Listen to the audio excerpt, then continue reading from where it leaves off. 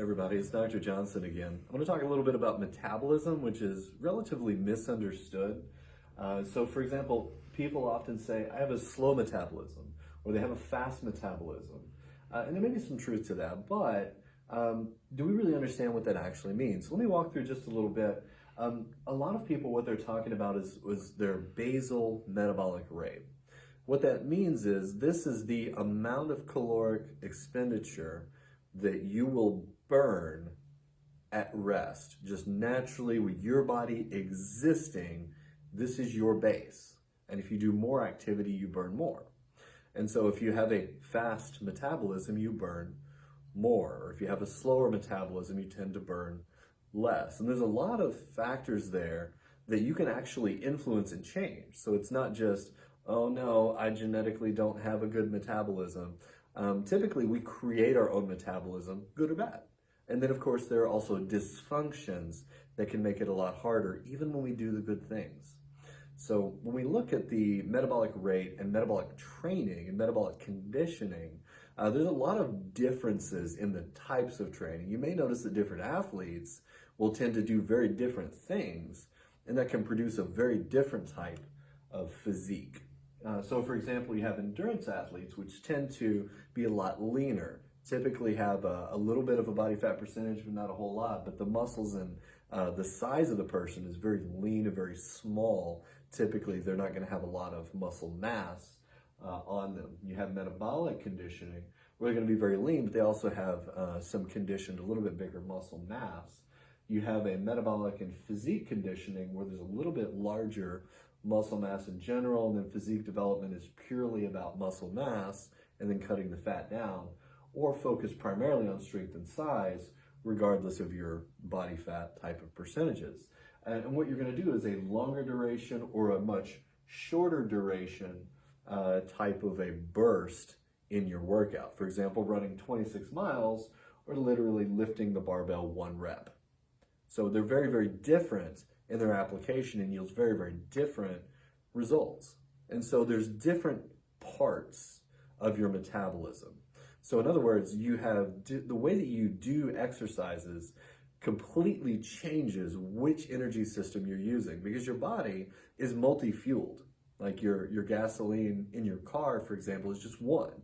But if you have an ability to flex fuels, and you can run on gasoline or a blend of ethanol, or if you have a flex fuel and then an electric engine, like a hybrid, then you can have a difference in your energy systems that you switch. Your body is very much the same way.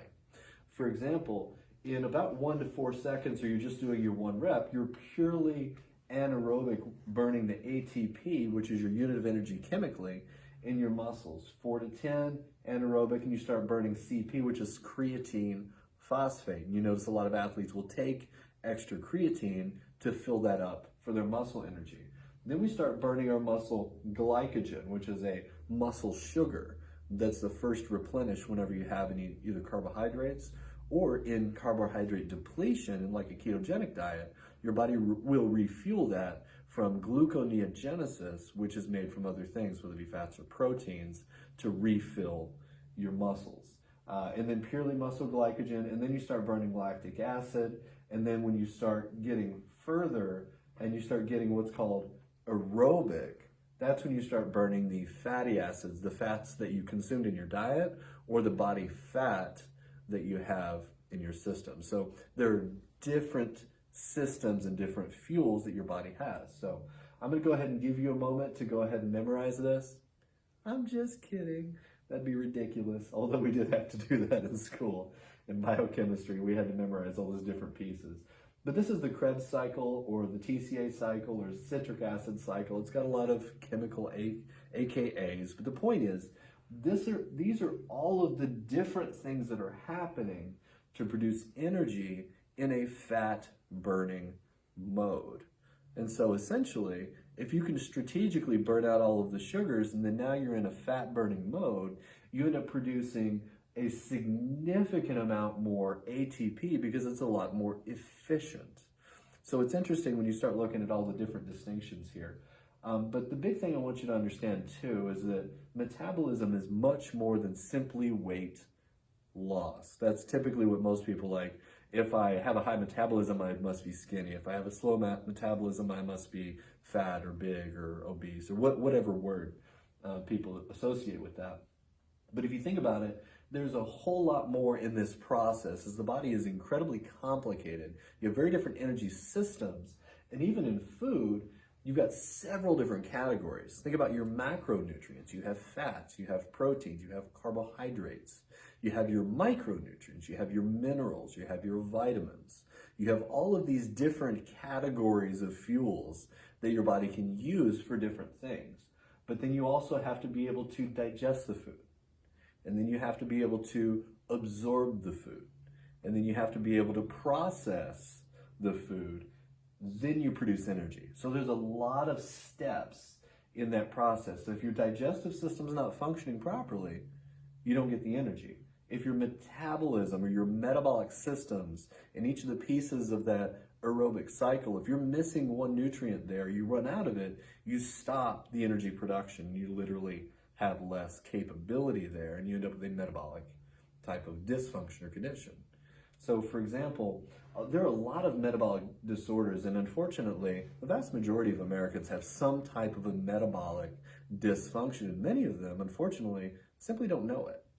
So things like high blood pressure is related to a metabolic condition. High cholesterol is definitely a metabolic condition. It's not just because you ate too much cholesterol. Only about 20% of your cholesterol in your blood is from your diet. The vast majority of it is what your liver literally makes. So in other words, your body makes it, which means it's not inherently evil. But if it is high, you want to find out why. And you want to understand that one. Typically, there's some level of healing or inflammation that your body's doing.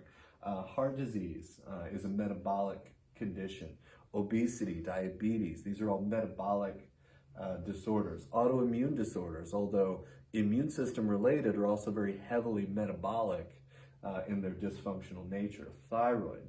If you know somebody or maybe yourself has struggled with PCOS, a polycystic ovarian syndrome, these things are very heavily related to metabolic systems. In fact, for PCOS, metformin, which is a diabetic medication, is often prescribed. So in other words, it's very clearly known that a lot of these things have metabolic components to their dysfunctions. Infertility in many ways. Cushing's disease. Cancer is very much a metabolic condition. In other words, if you have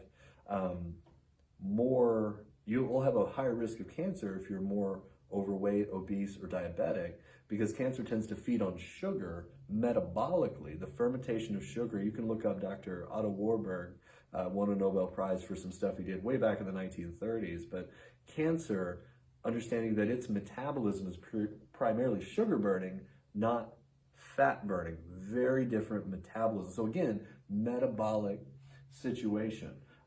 Fatty liver disease. Your liver detoxifies things, as well as your liver converts a lot of chemistry for your body to use, different things that it needs. Arthritis, that inflammation related to that guy, is also very heavily metabolic. Chronic pain and all kinds of other things. The list could go on for miles, but I'll stop there. Point being, you probably know somebody who's dealing with one of these things, or you may know several people. Gosh, maybe your whole friends list is dealing with one of these things or another. And so the good news is that if you can get the metabolic systems functioning better, then you can improve the quality of life. And that's exciting because many people don't realize things can change. The reality is, the good news is that it can. So for example, there are many symptoms to know if these are maybe an issue between fatigue, known thyroid issues, suppressed appetite, if your hands and feet are always cold, if your libido is low, PMS or bloating, anxiety and depression can be a metabolic situation as well, hair loss, brittle nails, insomnia, infertility, irritability, and obesity. All of these are clues that you may have a metabolic dysfunction. So for example, it's a multifaceted approach. Your metabolic system in your body is way more complex than what you probably realize. There's a lot going on here. For example, there are 5 primary essentials that we would look at when it comes to getting the body healthier or the metabolism getting healthier. For one, the core of chiropractic, very simply because the bones themselves in your spine can directly relate to the nerves controlling the glands that produce your hormones that influence your functions. So if the glands can't produce the chemistry, then you cannot develop, for example, your thyroid. If your thyroid cannot produce the thyroid hormone for your metabolic rate, then you simply have a slower metabolism due to the gland dysfunction. And guess where the nerves that come out to your thyroid are? They're in the base of the neck. How many people have dealt with a whiplash injury and then subsequently deal with thyroid issues? It's very, very common, a lot more than you'd think. Nutrition, obviously. As we talked about, food that goes in plays a huge role in having the right nutrients to be able to facilitate those things.